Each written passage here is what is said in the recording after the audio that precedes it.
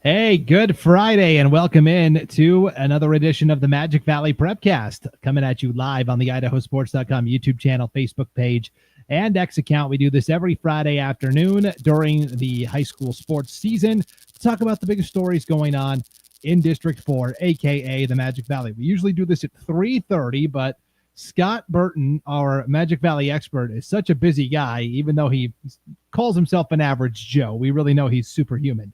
He's got so much going on today. He said, hey, can we come on an hour earlier than usual? I said, what, am I going to say no to Scott Burton? Of course not. So here we are at 2:30 on a Friday afternoon as you're getting set for maybe state soccer semifinal, late one, maybe today, or final high school football game of the season, perhaps. The fall sports calendar is kind of slowly coming to a close. And so here to break it all down for us is our own average Joe, Scott Burton. What's up, Scotty? Yo, what's going on? Again, we come at you with another sports movie. And the nickname I've got will play into that as well. But this is, if you don't know it from this, then you have not seen the movie. I am your average Joe. Glad to be here. Hey, I was going to ask, could we do the whole show without your face on the screen? It might actually. I know. You know what? Improve. We might get more requests for more shows. Like, God, do we have to keep looking at him?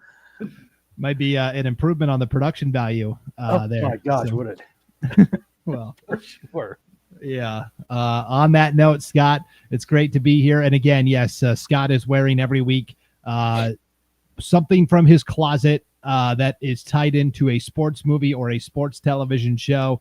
And then you get to send in your answers to Scott at IdahoSports.com. Or if you're watching this live, you can throw them in the chat, throw your guesses up, and we'll put them up on the screen as well. So can you guess what piece of Hollywood history Scott's shirt is from today? And again, it's the average Joe's there, bright yellow T-shirt that he's got on there. Scott, did we have anyone correctly guess what you were wearing last week?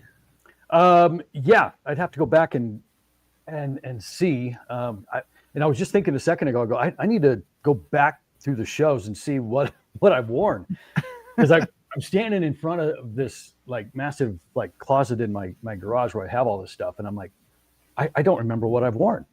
You know, so I have to go back. And last week I wore Buttermaker. So yes. That one was easy. Bad News Bears. But I had a couple people write in and it's like, yeah, that was easy. Bad News Bears. So I'd write back, okay, which one? Like, what, you know, I'm looking for the old school, like the one with, you know, Walter Matthau and, you know, that one, not the remake with Billy Bob. Give me the OG. Right. So, but yeah, there was a ton of people that got that one. That one was easy. This one, I don't know. I was gonna say this one is not so obvious unless you, have seen it, but it's one of those obscure kind of sports movies, I think. Yeah. You're either going to know it right away or you'll never get it. So, without Google assistance. So, I'll admit I'm not as well versed in my Bad News Bears. What? Correct me if I'm wrong. Second one is where they go to the Houston Astrodome. And the third one, they go to Japan. Is that right?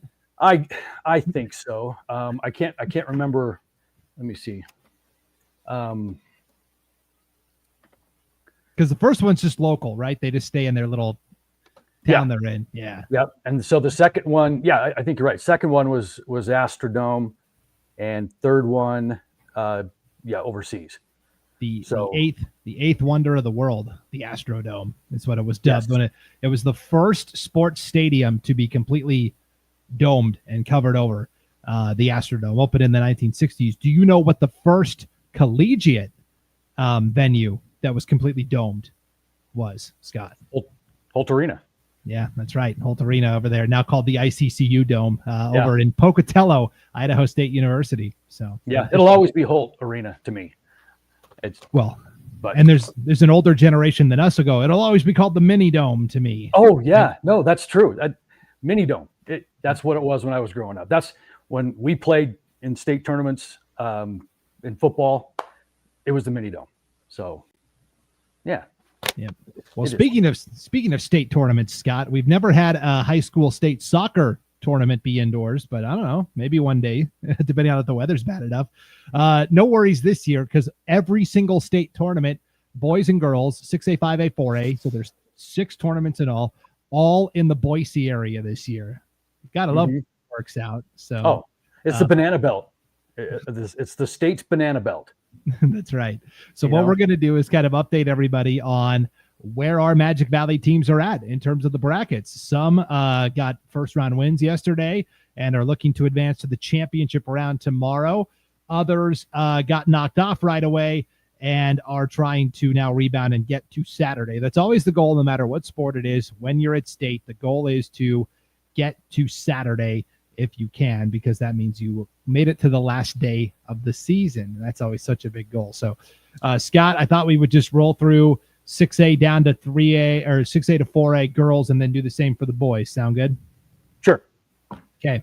Here's what we've got, the latest in soccer. I will share my screen, put our brackets up on the screen so you can take a look at them. And, of course, I always recommend that you make your screen full size so it's a little easier to follow along. I will make it super huge, though, for everybody watching at home. Here is the 5A girls state soccer tournament. Nothing to talk about in 6A. Canyon Ridge, Scott, we talked about, had that play-in match last Saturday against Rigby, the number 5 seed, and we're like, oh, man, Canyon Ridge playing with house money. Rigby knocks them off. So Rigby, the 5th-place team out of 5, gets to go to state. They won over Canyon Ridge last Saturday. That was kind of crazy when I saw that.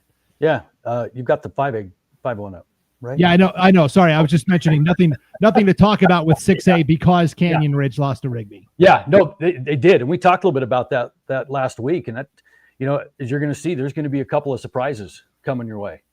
Yeah, because we are a day, like you said, a day into the tournament right now, and there's a few head scratchers. For sure. Well, here is the 5A girls state soccer tournament, Scott. This is taking place over at Middleton High School. Twin Falls came in as the number 2 seed overall. They were joined at state by, it looks like that's it. I couldn't remember which league had the play-in match. Wood River lost the play-in game. Right. They played it in McCall, and they lost that one. So only rep here is Twin. Only rep here is Twin, and right away they get Pocatello, who won a state soccer championship in girls soccer not that long ago. And last year. Yeah, last year. Defending champions, the number 7 seed, and Pokey knocks out Twin Falls yesterday 2-0. A bit of a stunner. And then, Scott, it's not updated on our bracket yet, but I can tell you what just came across the wire. Twin Falls goes 2 in barbecue. Skyline, the number 3 seed Skyline, takes care of Twin Falls in overtime today, 3-2. And so Twin Falls 2-0 as the 2 seed. That is a shocker. I think when you look at this 5A field and kind of how the season has gone, there was going to be a collision course between 2 undefeated teams coming into this tournament, and that's Hillcrest and Twin. Twin came in with a record of 17-0-1, and with a 4-1 win over Pocatello earlier this year, twice, as a matter of fact. So everything was pointing for Twin Falls to keep advancing over Pocatello, who really got in because somebody had to win that conference. They had a 9-10 record, but you had Century at 5-10 and Preston at 3-10. So somebody had to win that conference, get into the tournament, and that is always going to be step 1. And boy, Pocatello shocked. I think everybody. And Pocatello, defending state champs, they beat Twin in the first round last year, if you remember. So these teams have got some history, but in the regular season, owned by Twin. Postseason, apparently owned by Pocatello. And this is a really good Twin Falls team. They're young. They're young. They've got some really young sophomores that are kind of the driving force behind this group. And this is part of the group that won that national tournament in Tampa this past summer. So they're good, but they're young. And they're led by 4, amazing sophomores. Twin is. Ava Fleming, Addison Coring, Lola Hudson, Isabel Paleo. That is the core, and they're all sophomores. So this is not the last time you're going to see this Twin team at the state tournament, but this was a shocker because the other side of that bracket was Hillcrest, coming in with a record of 18-0-1. So I guess that's not going to happen anymore, but that would have been a fun little story. Yep. And Hillcrest playing Moscow right now. The 5 seed Moscow is who took out Wood River in that state play-in match. And so it's always fun to see a team that's in the play-in match maybe get to the championship matchup. We'll see there. And that's the way it goes in soccer, right, Scott? This is how we saw it. The 1, the 5, the 6, and the 7 in your Final Four there. So, yeah. Well, I guess you never know. I mean, you look at, we'll talk volleyball here in a little bit, but, Twin, the defending state champs last year in volleyball, came in as a number 8 seed, But these games right here, and we talk a lot about this, is in that first round when you lose a game that you don't think you should have lost, and you've got aspirations for something bigger, like Twin did here, for sure. It's always interesting to see how they respond that next day when everything is defeated, deflated. We're not going to get the blue trophy anymore. I mean, you're going to sit around and feel sorry for yourself, or you're going to kind of get it together and go. And too many times we've seen exactly this. Huge disappointment in the opening round. They cannot get it together in the second round, and they're done. And so This looks exactly like that. Yep. Surprising to say the least. So Twin 2-0, and now that's it for the Magic Valley competing at the 5A state tournament. How about 4A for girls soccer? What do we got left here? So we take a look at this bracket, Scott. The Cutthroats from Sun Valley Community School and Kimberly, the number 2 seed overall, the Bulldogs representing, and it's Kimberly still alive in the semifinals. They took care of a very good Coeur d'Alene Charter team yesterday, 3-2. The Cutthroats fall to Fruitland 2-0 in their opening matchup there. And so Kimberly will play Marsh Valley in the late semifinal today. It is probably start any moment now here over there at Meridian High School. Good opportunity, I think, for the Bulldogs to advance to the championship. Of course, Sugar Salem is the big piñata everybody's trying to knock down. And we'll see how Fruitland does against Sugar today. Actually, it looks like it's final. Sugar won 7-1. So congratulations to the Diggers in the championship once again. And I am also pleased to report, Scott, that the Cutthroats from Sun Valley Community School keep their season alive. They take out Timberlake today 5-1. They will play American Falls in the consolation match tomorrow morning.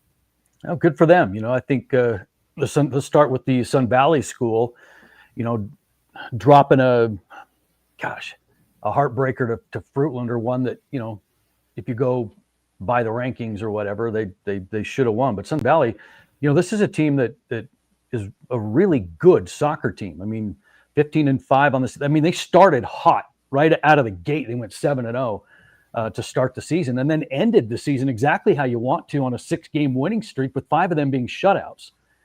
So this is a really good team.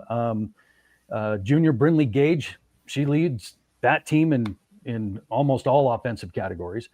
And, so again, I wanted to see how they were going to respond against Timberlake, and it looks like they did. And so you move over to Kimberly. Now, Kimberly is a really good team, but when you talk about Sugar, they're really, really, really good team. This is a really clear-cut 1 and 2, I think, in this bracket.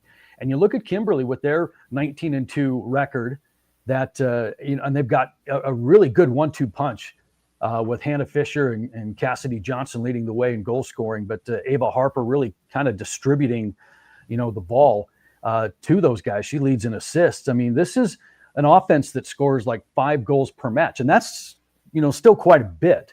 A ton of shutouts defensively for them, and giving up, I think, just less than a goal a match. So this is a really balanced Kimberly team. And you look at it stat-wise, you're going, who's going to beat them? Well, if things go chalk from here on out and they match up with Sugar, holy crap, Sugar is a freaking powerhouse. I mean, you're talking, they're undefeated, 16-0, 13 shutouts, 7 games where they have scored 10 or more goals. And they are the defending champs. In last year's state tournament, they didn't give up a single goal. You talk about the machine just keep rolling along in Sugar. This is it. And if Kimberly and Sugar collide in that championship game on Saturday, boy, there's a couple of heavyweights there, but holy crow, that has the potential to be a really good game. I mean, they did just win their semifinals, Scott, 7-1. You don't see lopsided scores like that in the state semifinals too often. So, yeah. No, you don't. That's just how dominant they have been. Yeah, it's been a good performance for Sugar, and hopefully Kimberly can get there and maybe knock out the Diggers. We shall see. Let's go to boys soccer, Scott, where we do have to examine the 6A bracket because we talked about it last time. Canyon Ridge, the boys and the girls, both had essentially second place games over in their district tournament. They were hosting both with the chance to advance to state. And although the Canyon Ridge girls couldn't quite come through, the Riverhawk boys sure did. And they get to state, Scott. And not only do they get to state, they get Thunder Ridge right away. Conference rematch in the opening round. I'm sure they were thrilled when they saw that. Canyon Ridge and Thunder Ridge right away, and that 2-7 matchup. Really, though, I thought they played pretty well. Thunder Ridge is a really good team, and they only fell 2-0. So that puts them over kind of on the consolation side of the bracket, where they had to play Mountain View, the number 3 seed earlier today. Scott, look at Caldwell. It doesn't matter what their seed is, whether they're playing 5A soccer or 6A soccer in this case. They seem to get to state, and they always seem to find a way. They take care of Mountain View, who was the regular season champion over there in Boise this year, in extra time on penalty kicks, 4-2. So, yeah, Caldwell knocks Mountain View over to the consolation side of the bracket, where Canyon Ridge now has to encounter basically one of the best teams in the state this year. I know they're only the 3 seed, and they fall by a single goal, 2-1. So Canyon Ridge is 2-out here today at the boys soccer state tournament. Yeah, and Canyon Ridge, give them some credit. They're playing in a conference that does feature Thunder Ridge, who is 18-1. And then Highland and Pocatello, there's another great team as well, 12-4-2, and they're holding their own. They're holding their own. And there's a lot of talk about Canyon Ridge moving down in a lot of things. This is the one thing that I think all coaches and ADs and whatever we're in agreement with, that this is they belong in 6A soccer. They're really, really good. Now, on the other side of things, Caldwell, you're talking about, I mean,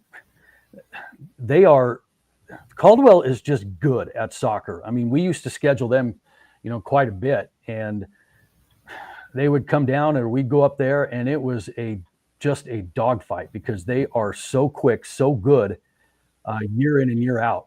And, this is a Caldwell team that's, playing in that huge conference.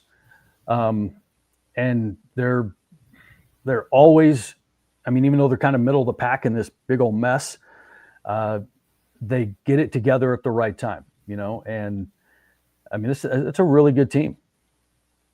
And Caldwell, I believe, is moving back down next year, back to the 5A level. So you could put them back on the schedule again next year, Scott, for your Jerome Tigers. Yeah, I mean, I guess we could. I mean, there's going to be an entire hour or two long show about all the movement that's going to be happening here.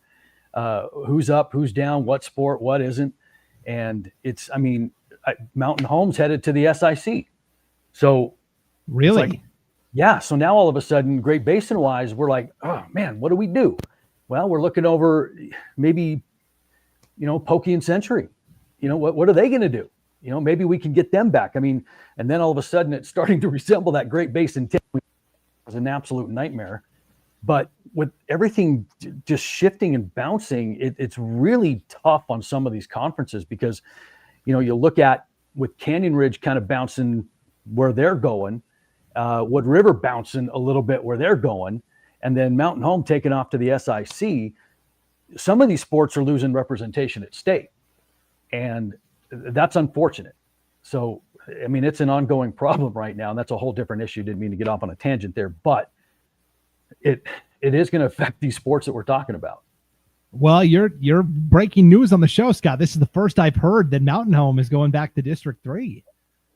Okay. Yeah, it's they've been working on that thing for a bit, and the last thing that we got was let me see if I can find it. Scott's checking with the legal team to make sure this was cleared to report on. Well, if I have to redact anything that I just said. Oh, my goodness. So basically, I mean, where they're at right now is the Mountain Home board approved the move. So I guess until the SIC actually opens the doors and gives them a place at the table, which has been talked about and going on and whatever. But it was from Mountain Home to get it done and to defect out of the Great Basin and go to the SIC, and their board approved it. So that's where they're at with that. So it does look like a pretty much a done deal. Okay. Scott, I got bad news for you on the Pocatello Century front. They're actually joining with District 6 next year. They're forming an 8-team Eastern Idaho district. So, yeah. Oh boy, Great Basin Conference. Welcome to the play-in. Welcome to the world of play-in games. Exactly, and that's what we were trying to avoid. And you're right. And I knew they were moving there. And I wish, the thing is, that thing kind of got going before this Mountain Home SIC thing got going, and because of that, the timing was off, and we couldn't even court them, so to speak, or talk to them or whatever, because the SIC thing kind of came out of the blue for us. But yeah, welcome to the world of play-ins. You're absolutely right.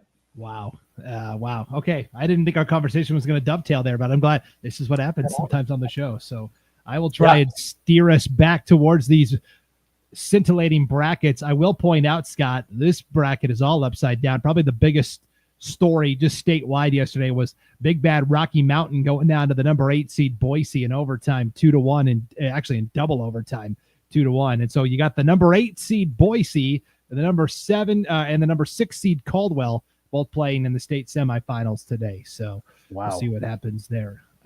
And go Thunder Ridge, the only non-Boise team left, essentially, there competing. So yeah, no kidding, right? Jeez. Yeah. Okay, let's go to 5A boys state soccer tournament here, Scott, where Twin Falls survives and advances 4-2 on penalty kicks over Blackfoot. It was tied 2-2, and then they go through 2 overtime periods. It goes to the PKs. The Bruins get the 4-2 win. They've got the number 1 seed Valley View in the semifinals. That game or match should be wrapping up any time now. I'll see if I can get a score across the wire here. Meanwhile, Wood River looking decent as well. They shut out Nampa 5-0. The Wolverines are the defending state champions at this classification level. So finally, hey, some positive news to report. Both Magic Valley participants into the semis, Scott. Yeah, and they're pretty good teams. I mean, we know how good they've been good for the last couple of years, and I do believe they've got a lot of those kids back from last year. You mentioned Valley View. Valley View, I mean, the big time number 1, coming in at 16-1. Their only loss on the year is to guess who? Caldwell. So there's some good storylines there, and you want to talk about the Magic Valley and Twin and Wood River. It's really in boys soccer. It's been those two all season long. Jerome was just kind of on the outside trying to kind of crash their way to the party if they could, and they almost did it. We talked about it last week, and they had Twin on the ropes, last week in the last qualifying spot for state, and just some unfortunate things happened. A bad call, momentum switch, and then it's Twin that's there, and Twin's taking advantage, of their opportunity. I mean, those were the 2 best teams in the Great Basin this year, so it's good to see them advance. Yep. And we'll see. I haven't been blown away by Valley View this year. That conference has been down a little bit compared to years past, but obviously they were the number 1 seed. So we'll certainly see what they have in store there. And then, Scott, we have the 4A state soccer tournament. And again, good representation here. Sun Valley Community School, the number 4 seed, and Wendell, the defending state champions, the number 2 seed. Wendell takes care of Ambrose 3-0 yesterday in the first round. And the Cutthroats sneak past Teton. Now, this was the big story. Teton and Sugar Salem, probably 2 of the 5 best teams in the state this year, but because it's a 3-team district, they only get the 1 bid to state. Teton knocks out Sugar Salem, and so the field gets a little smaller in terms of title contenders just by Teton getting the win at districts. The Cutthroats survive 3-2. They have to play a really tough Coeur d'Alene Charter team in the semifinals earlier today, Scott. Sad to report, Coeur d'Alene Charter, a 2-0 victory over the Cutthroats. So Sun Valley Community School will now play either McCall Donnelly or Wendell in the 3rd place match tomorrow. And of course, the Trojans just kicking off with McCall Donnelly, a spot in the state championship on the line. Yeah. I mean, I can't help but address that whole Teton South Sugar thing because, Sugar, I mean, they were undefeated and ranked number 1, weren't they? Yep. Yeah. And it's one of those conferences again that we see every once in a while, especially when you go to like boys basketball with Century, Pokey, Preston, that kind of thing. But yeah, I get off on tangents today for some reason. That's all right. I got a lot going on up here, Brandon.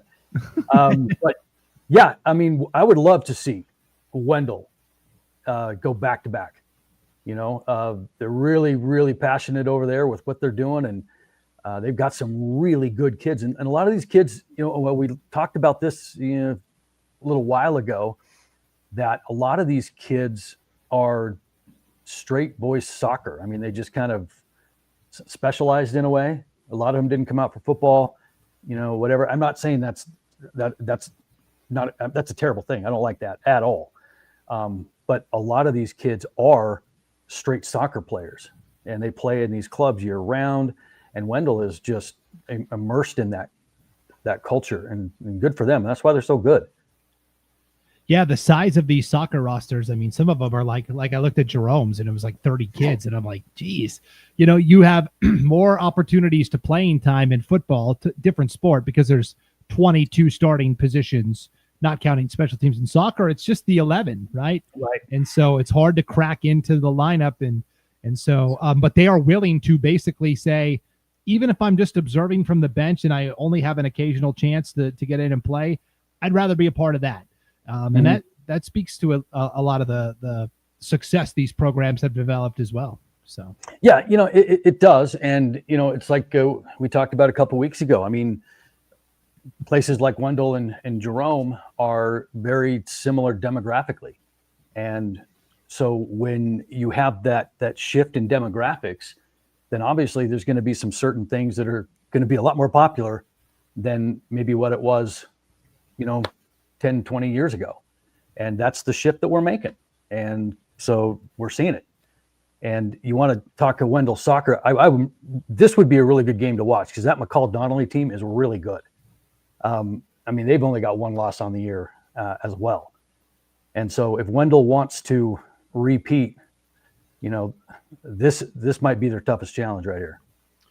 Yeah, they get past that one. And this Coeur d'Alene Charter team is really good too. The Final Four, the 4 best teams got to the Final Four. They're all really evenly matched in terms of this bracket. So definitely good luck to the Trojans, as we want to have a couple of champions maybe come from the Magic Valley in terms of soccer. I think we'll have a chance in volleyball as well, Scott. So let's take a look at state volleyball. Is next week. All of the district tournaments have pretty much wrapped up. We know our district champions. We know for the most part what the play-in matches are going to look like. So I thought we could just kind of quickly review. We did this last week, and some of them were just getting started. So now we can see kind of how everything finished. We'll just start at 6A and work our way down. And again, I'll share my screen and share these brackets with you. I'll try to zoom in a little bit so you can see it a little better. 6A, District 4, 5, and 6 tournament. We talked about it with soccer. Canyon Ridge kind of lumped in with all these East Idaho teams. Riverhawks go 2-0. They lose to Madison right away, 3-0. They lose to Highland, 3-0. The nice thing was this all happened on one day in Madison and Rexburg. So they just made the one trip over there, and then that was all she wrote. So, yeah, and that I've got nothing there for you. No further commentary needed. Nope, none. All right, 5A, Great Basin Conference. When we last had talked, we were at this part, the Final Four: Wood River, Jerome, Twin Falls, and Minico. You see there, Wood River sweeps Jerome 3-0. Minico pushes Twin Falls to the 5th set, but the Bruins find a way, 3-2. That sets up the undefeated semifinal, where Wood River takes care of Twin Falls 3-1. Minico takes out Jerome. Minico and Twin battle again. The Bruins take out Minico 3-1. We had the district championship match last night, Scott. Same, different day, same result. 3-1 win for Wood River. Congratulations to the Wolverines, district champions. And hey, Twin Falls gets to go back to state as well and defend their state title from last year. Yeah, those two are the top two, all season long. The only thing is, could Minico sneak in and take one. And they almost did against Twin. But Wood River has been the overall number one by far. I mean, Ellie Sandos is just amazing at what she does. 6'2", middle, and I mean, leads and kills and serving and blocks. I mean, you look at Twin, trying to kind of get back on track because they've got a new coach, a new system, blah, blah, blah, blah, blah, blah. And it just took them a little bit to get going. And then they started playing a lot better, but they've got some players too, Millie Western, 6-foot senior, she can swing it, and she leads her team in kills. And then they've got 2 girls at the net that cause problems, and they block everything. They get their hands on everything. And that's 6'1" junior Addison Ribasol and 6-foot senior Cami Rupp.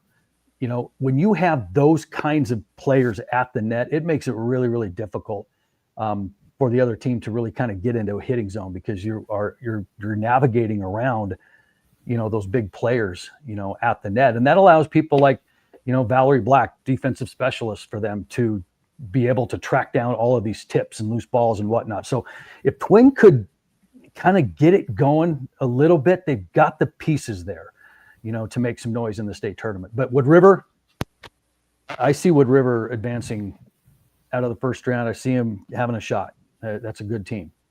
Yeah. We'll see the state volleyball brackets sometime this weekend. Hopefully it doesn't spill into Monday. State soccer brackets spilled into Monday this year, Scott, and due to a behind-the-scenes dispute, one of the brackets didn't get released until Tuesday. So that was kind of interesting there as well. So, all right, 4A, District 4. Kimberly is your district champions, but boy, they had to earn it. All right, they take care of Gooding 3-0. Filer beats Buell 3-0. Kimberly takes care of Filer in this undefeated semifinal right here, 3-1. Filer fights their way back through. Buell takes out Gooding 3-2. Filer takes out Buell 3-1. And then Wednesday night, Scott, Filer comes to Kimberly and actually beats the Bulldogs in the first game 3-2. And that sets up the, if necessary, winner-take-all match 7. And Kimberly kind of says, okay, I see you, Filer.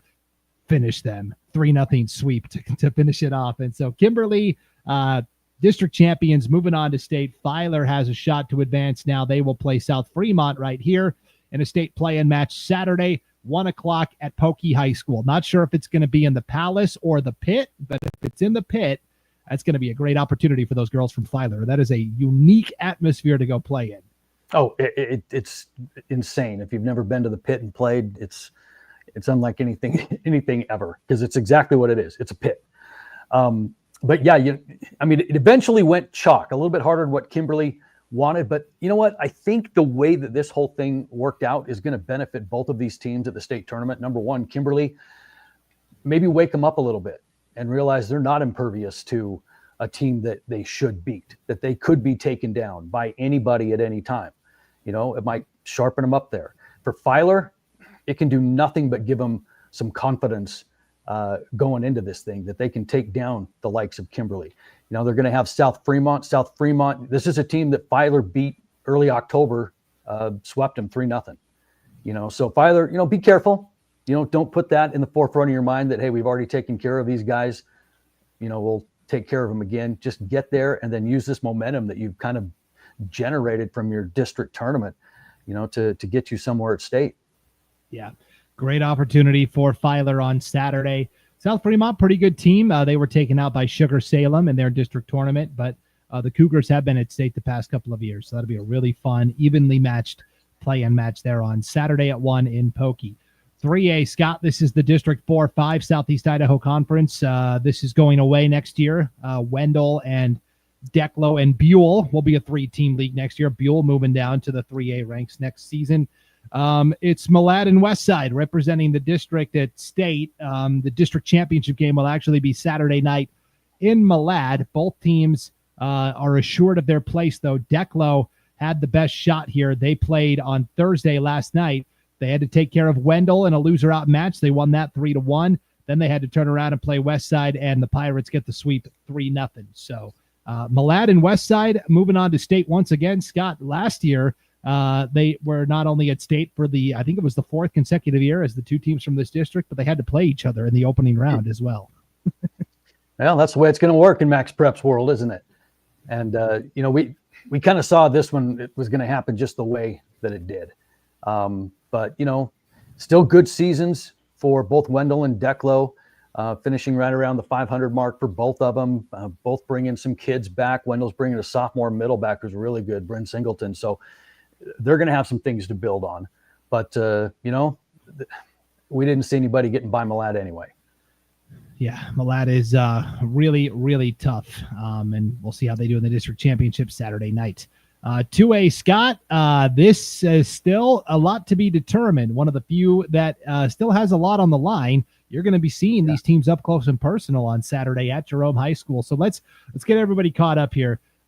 Basically, you had Hagerman and Oakley. We talked about the top four coming in. Hagerman as the 1 seed, Valley as the 2 seed, the 3 seed Murtaugh, Oakley the 4 seed, all of them very evenly matched.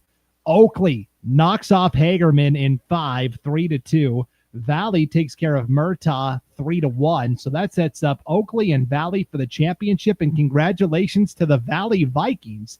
Wednesday night at CSI, the College of Southern Idaho. They defeat Oakley 3-1. So the Valley Vikings are advancing to state. And now, Scott, on the backside of the bracket, not to gloss over all the loser out action, but we knew it was going to be whoever lost these two semifinal games here. It's Murtaugh and Hagerman Saturday at 1 o'clock in Jerome. The winner of that will have to turn around and play a rested Oakley team for the right to get that second spot to state. You are set for two fantastic volleyball matches. Yeah, I'm looking forward to it. I was just talking to Tim Chapman, who's kind of helping organize this stuff. And I'm going to be in the morning over at like district swim, doing some stuff there. And then I'm going to dash back and run the PA and the music and sit courtside for all of this stuff right here.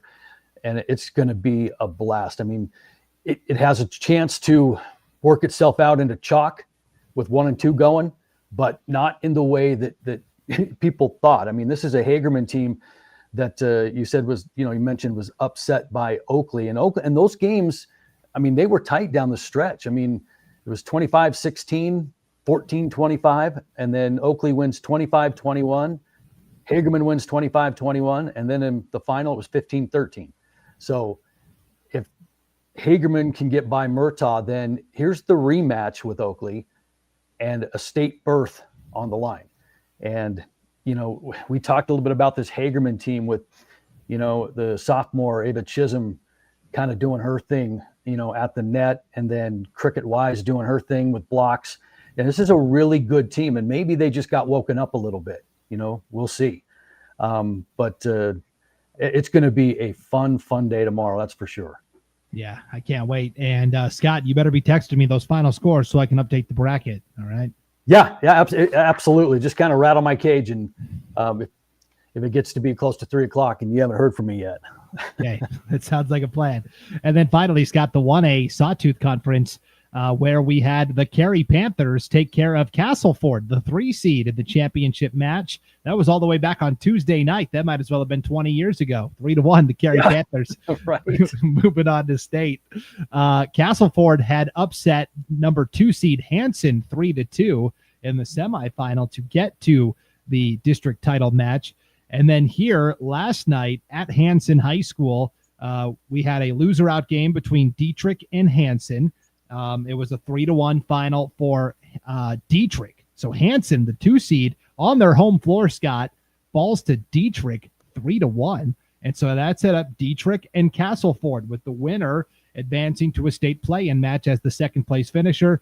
Dietrich just ran out of gas, a 3-0 sweep for Castleford. So now the Wolves from Castleford a chance to get to state for, I don't know, Scott, you'd have to tell me, the first time in a couple of years at least. I don't remember the last time. Yeah, it's usually Cary and Dietrich kind of representing this district at state. Mm-hmm. So they're going to play Leadore in a state play-in match Saturday right after Filer gets done with South Fremont. That'll be at Pocatello High School at 3:00. Yeah, this is a pretty good Leadore team too. I mean, they were right behind Rockland in their conference. And I mean, we know how good Rockland is, but Leadore 20 wins on the season, 7 losses. This is going to be a challenge for Castleford. But we'll see what happens. Yeah, I will say just a quick note. As I was trying to find final scores for this, I was emailing different coaches and ADs, and a couple of nights in a row, I had to email Denise Hansen, the head volleyball coach at Dietrich. Of course, that's Bryce's mom as well. And I just passed along to her, hey, hope everything is going okay. I've been praying for you and your family. And she said, thank you to everybody. Again, just wanted to reiterate that all of our prayers and encouragement are what keeping her and her family going. So keep sending the good love and the prayers and the positive vibes her way for sure. And Bryce's way. Absolutely. So, yeah, that was good to hear. So, all right, Scott. And finally, last but not least, we'll have state volleyball next week, but also state cross country. And so we've had all sorts of fun district cross country meets happening all over the Magic Valley and really all over the state. Scott, where was the 5A Great Basin Conference district meet held? That was up in Wood River. Okay, that's pretty scenery this time of year. Yeah, running through the trees, dodging a few deer, Dodging a few deer. Okay, that's funny. Let's start. Remind me, is Canyon Ridge part of the 6A alignment? Yeah, so it was everybody but them. And so, yeah, that whole thing went pretty much like you thought it would go, with Twin winning both boys and girls, but right on their heels was Jerome taking second. And so they have both qualified their entire teams to go. So it's the top, 2 or 3 teams, right? And then the top 14 individual placers. Yep. So right now you look at that state tournament, what's coming, and, Twin's going to be a favorite to win that, but they're going to have to deal with Bishop Kelly and Sandpoint and Idaho Falls. And it's going to be a good race up there, and they rank them on, seed them on their times and stuff going into this tournament. And, something interesting is the course that they're going to race on up in Lewiston is super, super fast. People don't think about that sometimes if they're not really understanding cross country, whatever, but there are courses that they run that are really fast because of the terrain, the flatness of it, whatever it is. That course up there is super fast. And a lot of those kids that are coming into this state tournament, have run that course already. And so their times are really, slanted that way because they've run on that fast course. A lot of the kids down here haven't done that yet. So they might be a little bit faster than you think, if that makes any sense. Yes. So, but it's just going up there to Lewiston, and it's going to be a great time for these kids on a really fast course. And, Twin has got a chance to win it. Jerome's got a chance to bring home some hardware. Doesn't matter what color. So we will see. Yep, that's right. Twin Falls wins the girls competition, 25 points. Jerome second with 46. Rayleigh Richardson from Twin Falls wrapping up her junior season, and she's already been an accomplished runner already in her first 2 years. She's the district champion, a time of 18:29.88. She will definitely be in contention for that gold medal at state. And then you mentioned on the boys' side, Twin Falls wins by 10 over Jerome, very tight, 36-46. And the individual champion, Scott, is from Wood River, Cade Gearhart, 17-14-12. He's only a sophomore, so way to go, Cade Gearhart. Jerome had the second place finisher in both the girls and the boys, Brielle Driscoll on the girls' side, and actually Riley Williams took third, and then Carson Brown for Jerome takes second on the boys' side. So there's some good runners that we're putting out there, at least from Jerome, that can make a difference. But again, it's like we talk about with golf. You're going to have your aces, your 1 and 2s. It's going to be, what is the back end going to do for you? Where are they going to finish? And that's going to be important. So, they're going to need that pack mentality to get it done. And, it's a lot more that goes into it than people think. You just don't throw kids out there and you just let them run, and where they end up is where they end up. There's some strategy, there's some pack mentality. There's, how are you going to run the first mile of this, and okay, we're going to just trade off or whatever. I'm going to lead you, whatever. But there are some thoughts. How do you approach a race, not just individually, but as a team, And so that's what Twin has been able to do so well, over the course of these years and being in contention every year for a state title. And, and I'll speak to our coach too, Lisa Driscoll and Randy Tolman. They do a great job with that type of mentality, and it shows off, and the kids run it differently. So There you go.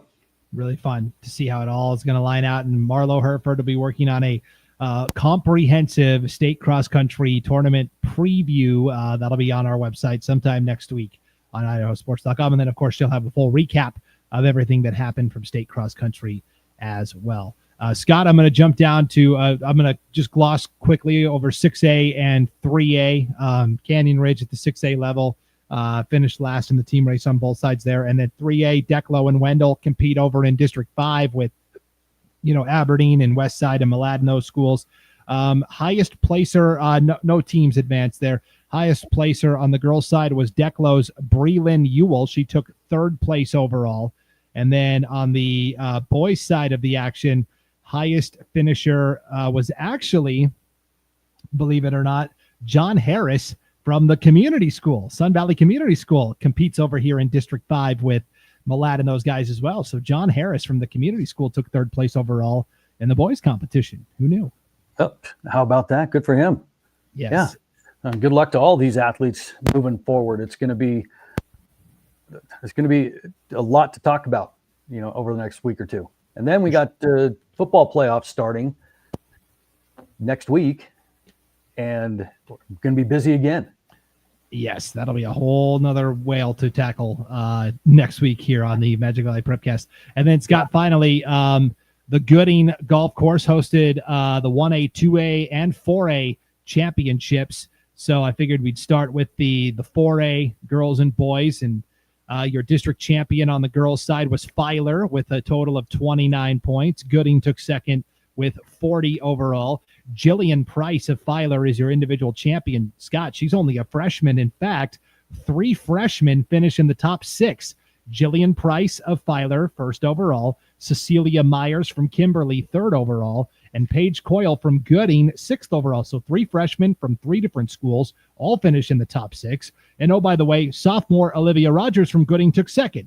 So, and by the way, 4th and 5th, a pair of juniors from Filer, Abigail Rambo and Arabella Kotz. So the top 6 finishers, Scott, all underclassmen. Can't wait to see all these do it again next year. Yeah. That competition brought to you by Fisher Price. That's cool to see. That is, I really like that. That is cool. And that means that we're going to be hearing these names for quite a while. So congratulations. That's quite an accomplishment. Yeah, really fun. On the boys' side, Filer earns the sweep. The Filer boys with a total of 28. Kimberly was second with 46. Max Kelsey from Gooding is your district champion, a time of 17:10:60. And Scott, really 5 of the top 6 on the boys' side are underclassmen as well. Max Kelsey Jr. from Gooding. Karsten Eskelson from Filer, the only senior. He took second. Kimberly sophomore Kyson Wyatt was third. Filer junior James Pate was fourth. Buell junior Caleb Wall was fifth. And then Filer sophomore Hunter Gary was sixth. So a lot of these same runners on the girls and the boys side going to be back here next year competing. So it's going to be a lot of fun competition for sure. God, what a youth movement they got going on over there. That's something else. They just graduate all run or you just don't hear any upperclassmen in that list. That's crazy. And good for them. All right. And then the 2A competition, it's 2A and 1A schools competing together. Raft River and Oakley, the only schools that had a large enough roster to field a full lineup in the team race. So as expected, Scott, very close on the girls' side. Raft River with 26, Oakley with 30. So congratulations to the Trojan girls. And then on the boys' side, it was Raft River and Oakley, and you can add Valley into the mix and Xavier Charter. We don't get to talk about the X a lot. Xavier Charter has a varsity cross-country team. They took 4th in the competition over there. And Valley wins the boys' race with a total of 26 points. So good to see our 2A schools out there. And hopefully more and more schools are able to field a full lineup. Yeah. You just want kids out. And that's one of the sports that can really, you can get a kid out for the first time. It's tough to come out your junior year and I decide I want to play football. It doesn't quite work like that, but you could come out anytime, not ever having run cross country before, and get out there and do it. So that's one of the sports that, is drawing these brand new kids just because of lack of experience or wanting to have done it in the past. So get out there and do it. Plus, man, what a great life kind of skill to have. Yes. I mean, I wouldn't do it. I mean, but I hear other people do. Right. Your individual champions on the boys' side, David O'Crowley from Cary. We found the one Cary Panther who's not playing football this fall, and he's winning the district cross country championship. David O'Crowley. So congratulations there. And then on the girls' side, Scott, it was a freshman, Mia Bowen from Oakley, taking first place. And I'm not going to go through the whole list because we'll be here for an hour, Scott, but I will tell you, of the top 20 finishers in this girls' race for the 2A, 17 were underclassmen, only 3 seniors in that top 20. So wow, there's the competition. Go get it. Yeah, youth movement all the way. Love it. Cool. So that's going to wrap it up, Scott. Again, these shows tend to go a little longer because we want to highlight all of our district champions, everything that happened at state. And again, next week it's going to be kind of more of the same. It'll be kind of the state volleyball brackets. We'll kind of preview what's going on there. We'll recap what happened with all of our state soccer teams that are still out there competing. State cross country will be underway. Swimming districts will be over. Is state swimming this next week, Scott, or in 2 weeks? It's in the We'll check back next week and find out that answer and more. And of course, the state football playoffs will be underway as well. So, Scott, rest up. Oh boy, yeah. It's gonna be wild next couple of weeks with all the states, and then we're going to be trying to bounce and cover games in football playoffs and whatnot. So hold on. It's going to get crazy. And I've already started reaching out to girls basketball coaches as well. Start working on our season previews for girls basketball. Spoiler alert, Mountain Home's going to be really good again. I've discovered that so far. So yes, we are ready to rock and roll. So thank you for tuning into the Magic Valley Prepcast, everybody. For Scott Burton, I'm Brandon Baney, and we will see you next time on IdahoSports.com.